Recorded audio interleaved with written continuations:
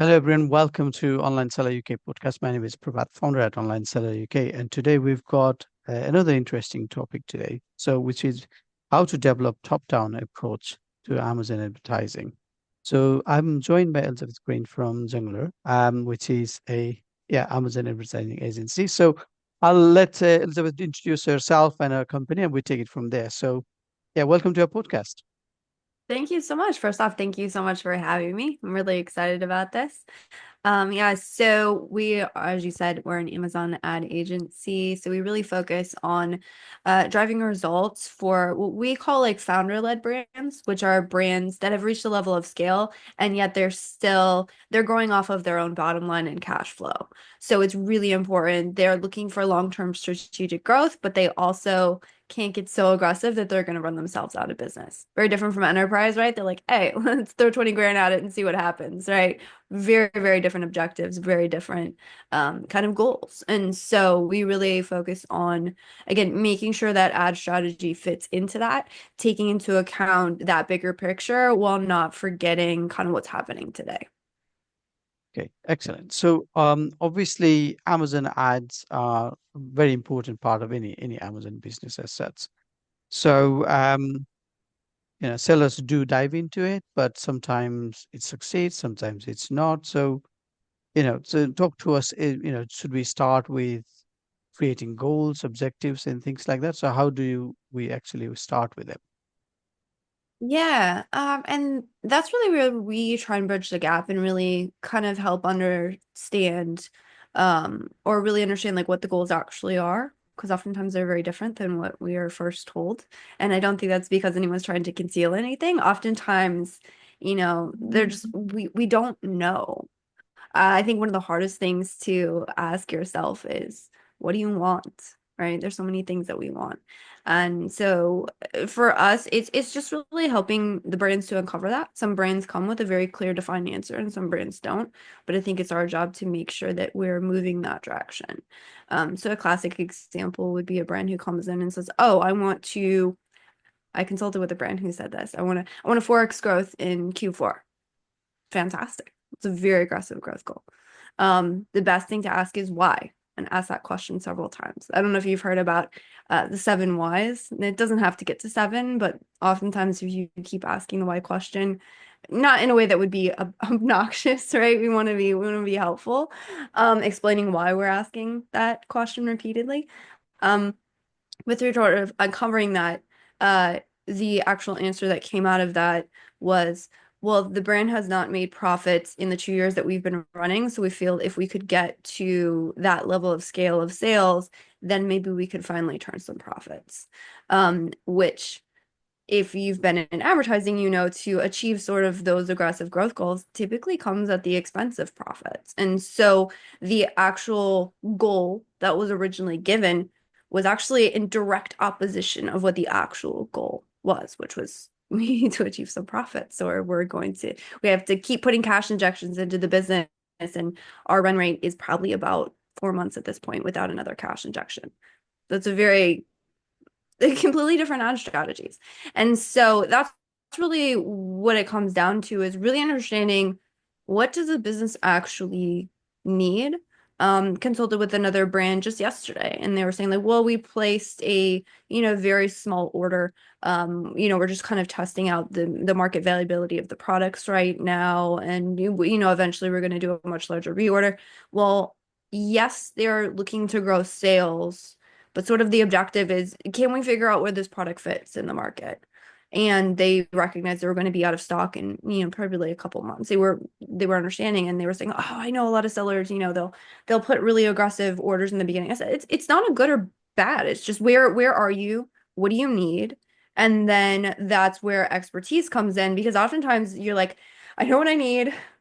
I'm not quite sure how ads fit into this, right? I kind of know best practices. I've watched a ton of YouTube videos. I've watched a ton of podcasts. I've gotten really good insights, but like, how do you connect the technical aspects to what the actual goals are? And I think that's where like a real strategic partner in ads comes through versus, somebody who's just an ad manager.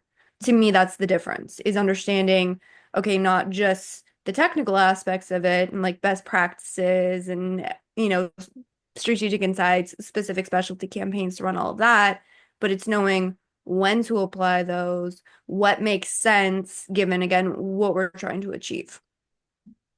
Excellent. So I think, as you suggested, different business would have different goals or different brands. So if we take an example of, a brand that's has a goal of perhaps starting to increase the market share, um, they may have a different way of achieving that goal. So if you could bring up some of the cases like that, and then how do you approach it? That would help. I mean, I think listeners would, well, some of the listeners at least would fit into those goals. So if you could bring up some of the cases, that'd be helpful. Yeah. Okay, so increasing market share typically comes with being more aggressive with ad budgets. Not always. So that really good ad management is about good spend control. About good spend allocations. So then the question then becomes, well, where are we allocating our spend? And is that going to help us achieve that market share growth? Um, so there's really one thing that you need to do, which is identifying where that spend could be best used to grow market share. That's typically where we start would be on a product level. So, which products do we feel have the most potential to grow market share? Now, there are occasions where a client will come to us and say, hey, there's this one specific product that I want to grow. There's one specific aspect of the account that we really want you to take this, and this is the thing we've identified needs market share growth. Um, what I find is that the more defined the request is, the less again, you need a good strategic ad manager. You need somebody who's not a button pusher. So where brands typically get very frustrated is they'll come to you and they'll say, okay, I think there's this one specific keyword we should rank on, or I feel like maybe this is the correct way to do it. And a skilled ad manager who's been around the block a couple minutes will say, let me take that into consideration. Let me look at the whole picture and say, that's something to test. I'm not really sure, but maybe we'll test it, right? An ad manager who doesn't know what they're doing is they'll say, "Oh yeah, no problem, let's do it." Right? And the Brian says, "Hey, what if we do this?" And they say, "Oh, no problem, let's do it, let's do it, let's do it." The ad manager thinks they're doing right by the brand. The brand's going, "I'm not the expert. I don't know what I'm doing. I'm just throwing ideas out there. Like I want somebody who's going to take my ideas, put them through your filter of expertise, and say, maybe let's go here or there." Um, so back to your original question, how do you do it? So it's identifying the specific products. In an ideal world, if you don't want to increase like your overall ad spend, you have to get it from somewhere else. So you might say, okay, so there is this one product that we want to grow market share on. There's these other three products that, to be honest, are a little bit lower priority. Maybe we can take some of that budget and reallocate it, right? That would be the only scenario in which you could really push to grow market share, but you wouldn't have to have like a significant increase to ad spend. Now, downside to that is that those other products that we're taking from may not grow market share. But again, if that's not where the major potential is in the brand, then we're probably okay with that. So it's really like either we shift budgets around, or if there's not really anything that we can shift around, the brand has to be okay with increasing the budgets. And oftentimes the brands, I don't think, not that they're trying, excuse me, they're not trying to be difficult. They're like, hey, if I put an extra $500, like, what do you think is possible? And this is where another, like a lot of other ad managers, again, if they haven't been around the rock, they're not a strategic partner. They're just thinking tactics. They're like, I don't freaking know. Like how does one determine what is like, it's like how long is a piece of string? I don't know. There's forecasting metrics you can put out there, but to be honest, those metrics for a lot of tacticianers are very terrifying because they're like, all right, I can put it in and then I have to try and figure out a way to execute this thing that I'm not sure is really possible or not. And so what we try and move towards is I'm rarely I really want to go through and be like, hey, let's just throw a bunch of ad budget at it and see what happens.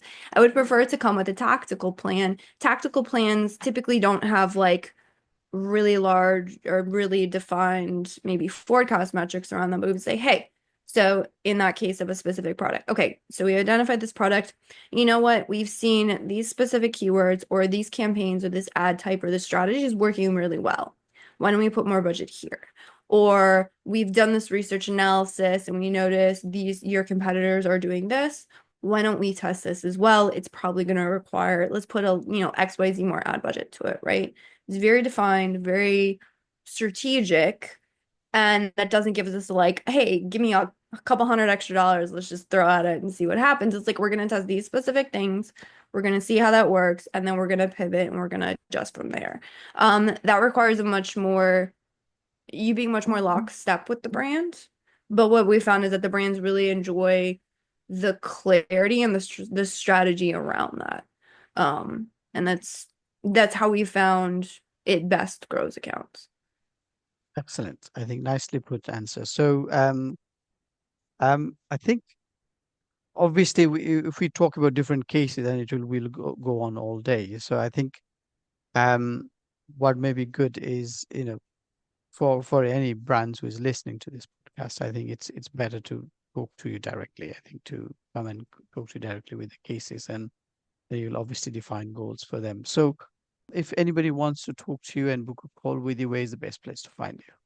Yeah, so the best place is definitely going to be the website, which is jungler, jungler.com. And yeah, the thing is, I'm a tacticianer at heart, so there's plenty to add, but I don't want to overwhelm. So hopefully the that I've shared today has been helpful for brands as they try and think through growth, in a more practical level. Yeah, no, you have, because I think the area you've shared on, and having the knowledge of having that goal, creating goal to grow for that. So that I think that's a good step to go forward, because that will shape the outcome and so on, and then Mhm. that's going to give a good result. So thank you again for your time today, and I'll speak to you soon. All best. Of course, it was my pleasure. Thank you. Bye bye.